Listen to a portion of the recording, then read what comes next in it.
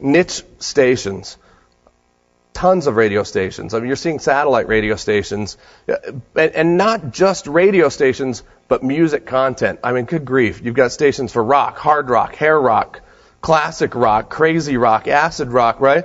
And then maybe you want it even more fragmented than that. Maybe you want it more specific to you. Why don't you pick a few songs that are just special to you? We'll put them on Pandora for you, and we'll build you your own radio station. And guess what? If somebody else chooses those same 5 songs, they'll have a different Pandora radio station than you, because there's further fragmentation, because they thumbs up or thumbs down songs different than you do. So there's this huge fragmentation. Everybody's got their own personal radio station now, right?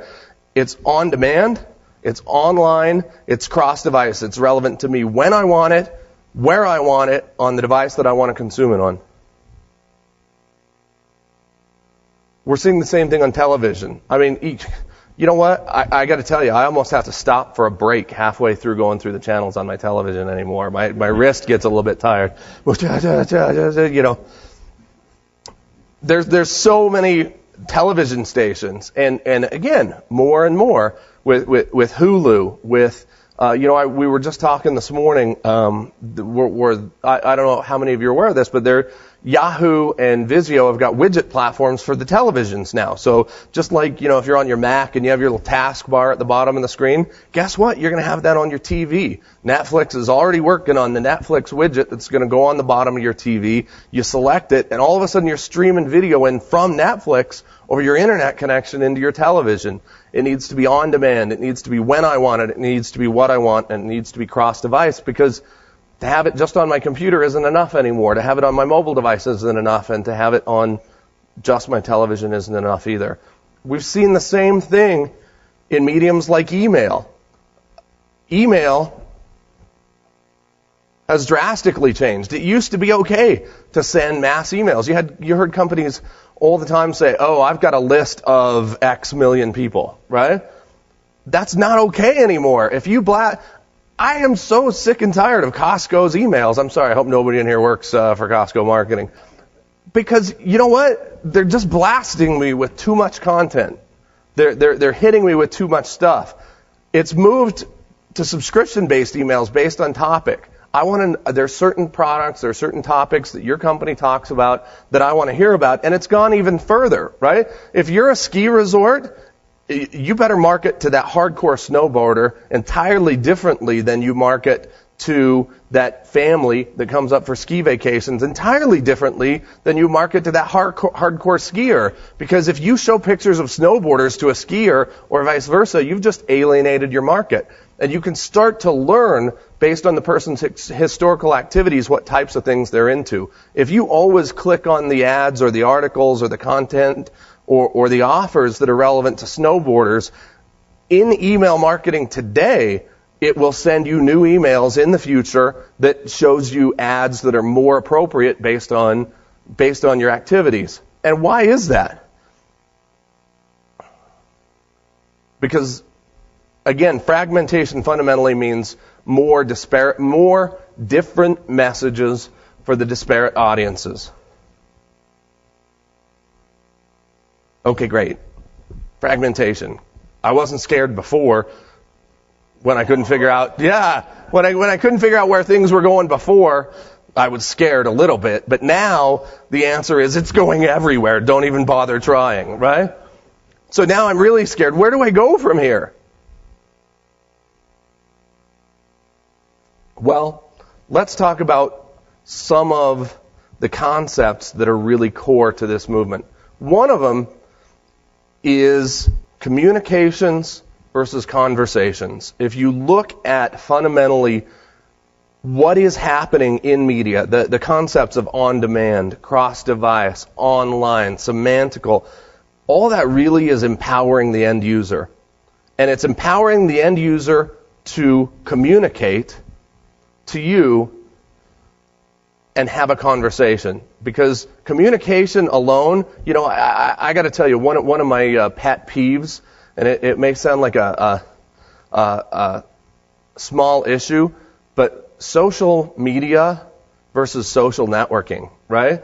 Social media, the phrase social media fundamentally to me is all these media people who are saying, yeah, yet another channel to shove my content out. Yet another way to say, here's a message.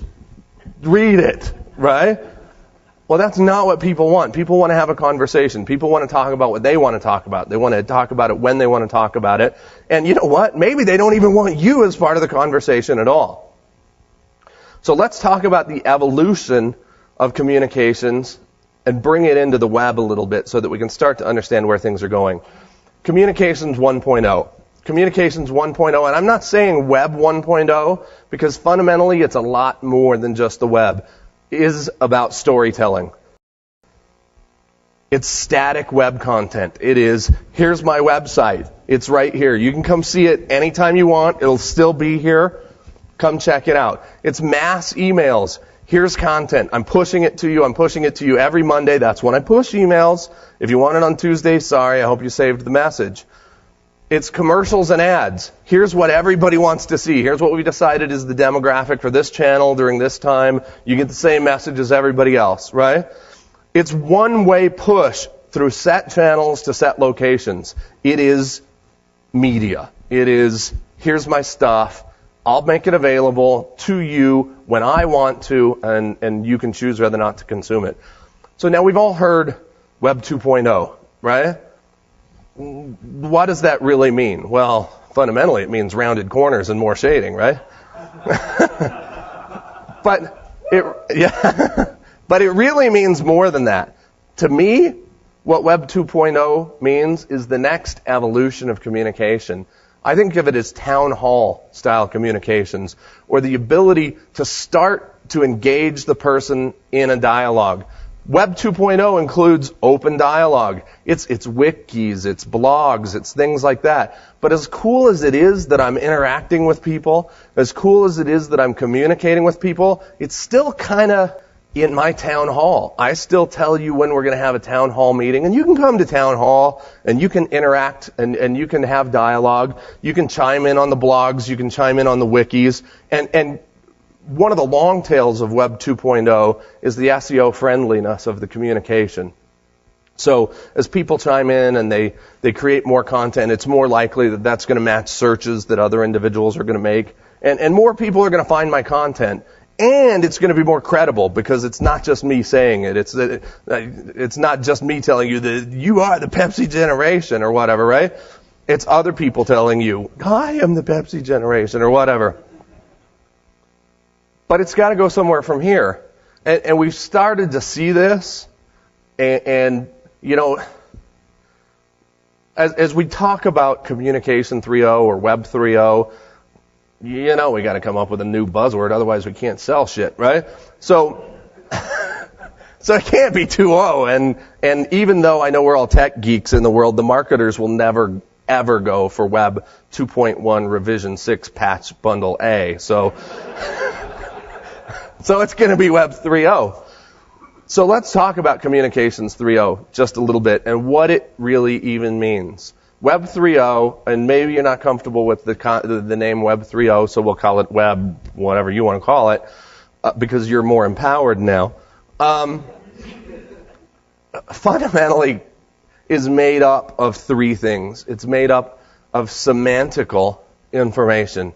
It's made up of social communication, and it's the executable web. Now, what that really means is microcosms. What that really means is your little walled gardens, your group of Facebook friends, the ability to start to have things happen that aren't in the public eye anymore. The ability to have these microcosms, these microwebs everywhere.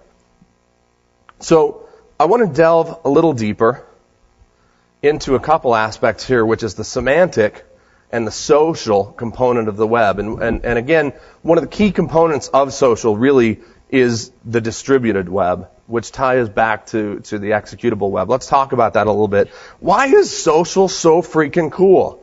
Well, again, this is a marketing discussion, so I'm going to address that question from a marketer's perspective. One of the reasons that the social aspects of communication are so cool is other people spread your message for you.